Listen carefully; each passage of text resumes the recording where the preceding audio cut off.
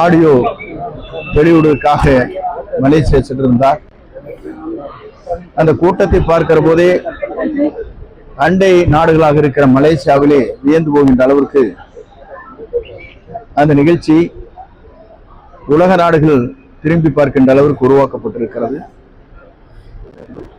பிரதமர்கள், குடியரசுத் தலைவர்கள் மட்டும்தான் ரோட் ஷோ என்று சொல்வார்கள். இந்த முறை இவருக்கே ரோட் ஷோ போவதற்கு அனுமதி இருக்கிறது. அவருடைய வரலாற்று நாயகனாக இன்றைக்கு தமிழகத்திலே பவனி வந்து கொண்டிருக்கிறார்கள். அவருடைய தலைமை வேண்டும் என்ற முறைகளாக இருந்தாலும் சரி, இளவயதிலே இருக்கின்ற 18 வயதிலிருந்து 35 வயதிலும் இருக்கின்ற அத்தனை பேரும் ஒருமனதாக குரல் கொடுத்துக் கொண்டிருக்கிற காட்சி நாங்கள் காணுகிறோம். பல்வேறு நிகழ்ச்சிக்கு நான் செல்கிற போது ஆர்ப்பரித்து வருகிற கூட்டம், அலைமோதுகிற கூட்டம் 1972 புரட்சித் தலைவரை பார்த்ததை போல, அதற்கு பிறகு 88 புரட்சித் தலைவர் அம்மாவை காணுவதை போல இன்று ஒரு மாற்றம் உருவாகி இருக்கிறது. மக்கள் சக்தியோடு இணைந்து அந்த பணிகள் நிறைவேறும் என்ற வாழ்த்துக்களை நான் தெரிவித்துக் கொள்கிறேன். காங்கிரஸ் நிர்வாகிகள் தொடர்ந்து தாவேக்காவோட இணையணும்னு சில நிர்வாகிகள் குரல் கொடுத்துட்டே வராங்க. அதை பத்தி உங்க கருத்து? காங்கிரஸ் கட்சியுடைய நிர்வாகிகள் பல இடங்களில் இந்த கருத்துக்கள் பரிமாறப்பட்டு வருகிறது. இதுவரையிலும் இந்த கருத்துக்களை பொறுத்தவரையிலும் என்னை போன்றவுடைய கவனத்திற்கு கொண்டு வரப்படவில்லை.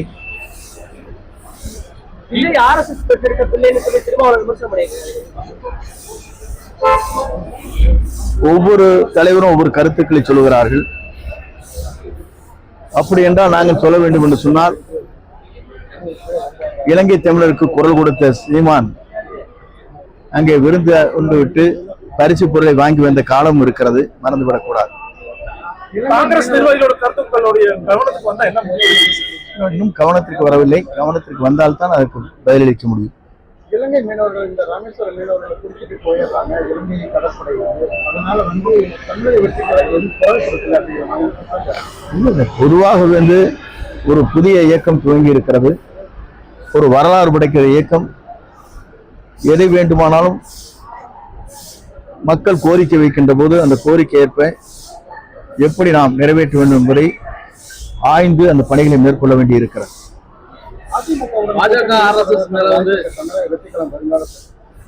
பொறுத்திருந்து பாருங்கள். எங்களை பொறுத்தவரை தெளிவாக இருக்கிறோம். இவரை முதலமைச்சராக ஏற்றுக்கொள்கின்றவர் மட்டும்தான் நம்முடைய கூட்டணி இணைய முடியும். முக்கியமான தலைவர்கள் பொங்கலுக்கு முன்னாடி சேருவாங்க அப்படின்றாங்க. எந்தெந்த தலைவர்கள் குறிப்பிட்டு சொல்ல முடியும்? பொறுத்திருங்கள்.